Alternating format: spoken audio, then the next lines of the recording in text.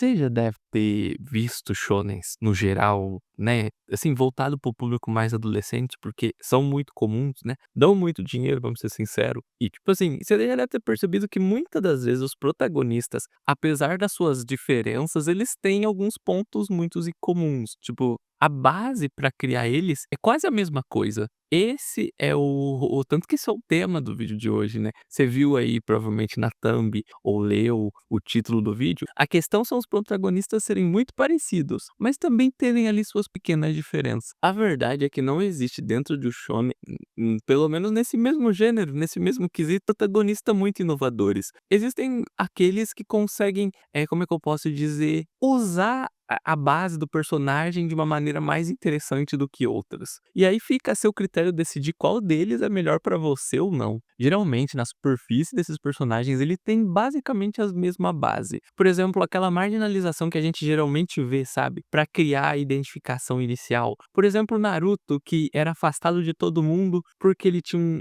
a raposa de 9 caudas dentro dele. Ou o Asta em Black Clover, que ele é ali rejeitado por algumas pessoas porque o nível de magia dele é zero.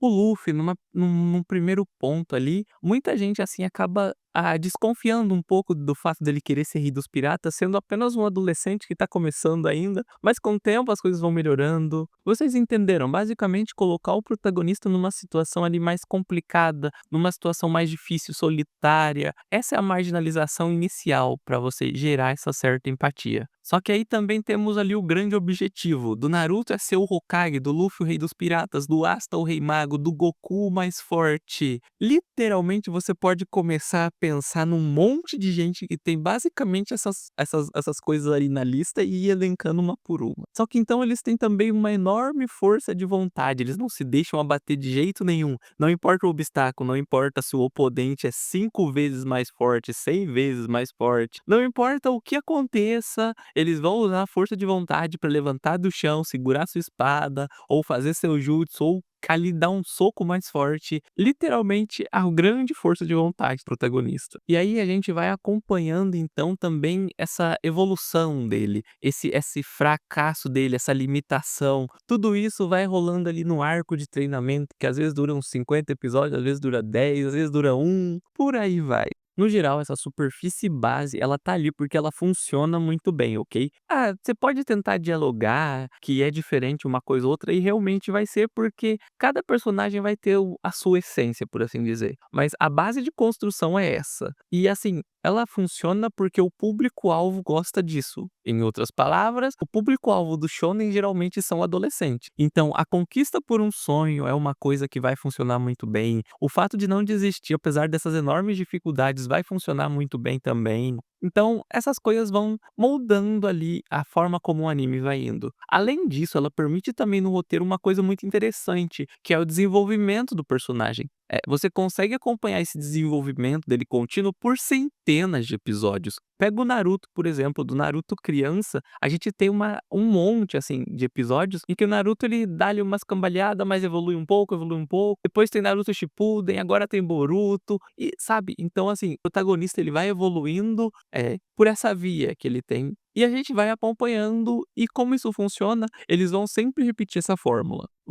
Eu bati na câmera, olha, desligou a bosta. Em Boku no Hero, por exemplo, há ali, assim, um desapontamento por parte de algumas pessoas, eu inclusive, porque realmente a gente esperava que o protagonista, ele se tornaria algo mais, se tornaria ali o grande super-herói cheio de poderes. Não é bem assim, né, cada um é herói à sua maneira. E a forma como foi finalizado realmente deixou muitas pessoas tristes, assim, desapontadas, mas de certa forma é entendível também. É um pouco até de realismo, eu diria. Embora não é isso que a gente geralmente queira quando a gente tá vendo um anime. A mensagem, por exemplo, de Naruto, que era o garoto que cresceu sem nada, que correu atrás de um emo gótico e no final virou Hokage, serviu perfeitamente ali para o que tinha que ser na história. Então não tem muito como a gente falar, é uma construção de personagem ruim, porque não é. A superfície deles, essa base, pode ser igual? Pode, sem problema nenhum. O importante é que eles consigam contar a sua história da maneira que eles queiram. E é óbvio aí que cada anime, assim, nem todo anime vai seguir essa estrutura base, assim, basicamente. A jornada do herói muitas vezes vai ser diferente para cada protagonista, para cada personagem. E animes que geralmente não tem necessariamente essa base, assim, de personagem nessa superfície, a gente vê que eles têm uma história um pouco mais diferente e até interessante. One Punch Man, por exemplo, o anime do careca de capa que consegue acabar com os monstros em um único soco. Diferente da premissa dos outros animes, onde a gente acompanha o protagonista conseguindo poder, se exaurindo, cansando, tendo ali alguma evolução emocional no caráter e etcétera, em One Punch Man não é bem assim, a gente já acompanha o Saitama no auge do poder, literalmente sendo a pessoa mais forte daquele universo. A gente vê um pouco do passado do Saitama, a gente vê ele evoluindo ali no passado dele mesmo, como ele era um cara de terno, um cara que trabalhava normal, basicamente um executivo, e em algum momento ele queria ser um herói apenas por diversão e treina exaustivamente até se tornar, mas isso é apenas em recortes do passado que a gente tem dele. Porque na maior parte da série, o acompanhamento ali é vendo o Saitama já sendo uma pessoa muito forte. E se a gente for ver bem, a mensagem de One Punch Man, ela não é necessariamente sobre alcançar o topo, é sobre você já estar no topo e ter que lidar agora com esse vazio existencial. Porque o Saitama, ele tem muito disso. Ele tem ali um pouco de tristeza dentro dele, de uma certa depressão até, porque ele não consegue ter mais diversão enfrentando outras coisas. Se ele é muito forte, se ele é muito poderoso, se ele consegue fazer tudo, então ele não tem desafio, ele não consegue encarar a morte, basicamente. O Mob, por exemplo, se você já assistiu, que é o anime do garoto paranormal, por assim dizer, você sabe que lá também não é essa jornada típica de se tornar um grande super-herói, grande o senhor da porcaria toda, não. O Mob é mais uma questão de controle emocional do que alcançar ali os objetivos e etc, etc, etc, sabe, essa coisa toda. Aí a gente pode falar também de Shingeki no Kyojin ou Attack on Titan, porque o Eren, ele quebra aquele protagonista de alma bondosa, de coração bondoso, aquele protagonista que quer ser amigo de todo mundo, que lança um discurso no jutsu e convence o cara da aldeia da areia a passar pro lado dele, ou aquele cara que quer ver todo mundo comer, que é feliz, sorridente, sabe, o Luffy basicamente, ou o próprio Asta que não desiste de jeito nenhum, porque tem o jeito dele de fazer as coisas. O Eren não, ele quebra essa ideia do protagonista bondoso, gentil, o protagonista da Disney, porque aí a gente vê o questionamento, a gente vê todas as questões que ele tem, a gente vê um lado, assim, até que eu diria um pouco mais realista da coisa toda, porque eles estão numa guerra, eles estão lutando por alguma coisa, não tem como você ser otimista o tempo todo, sabe? Aquela pessoa que fica vendo o copo meio cheio toda hora, uma hora irrita também, uma hora se cansa da própria situação e tende a olhar um pouco mais para a realidade. E aí temos também a quebra daquele sonho perfeito do protagonista, aonde basicamente todo protagonista tem aquele sonho porque ele quer ser uma pessoa importante, porque ele quer que as pessoas reconheçam ele, porque ele quer fazer o bem. O Asta quer ser o rei mago porque isso é o ápice da coisa, ele quer se casar com uma freira e também ele quer poder inspirar outras pessoas. O Luffy quer ser o rei dos piratas porque ele quer ser uma pessoa mais livre do mundo, poder fazer tudo o que ele quiser, poder não ter basicamente obrigações. O Naruto quer ser o Hokage porque ele quer esse reconhecimento e também porque as outras pessoas possam ser ajudadas por ele e tudo mais. Death Note é diferente. Death Note, se a gente pegar o L, ele não é nem de longe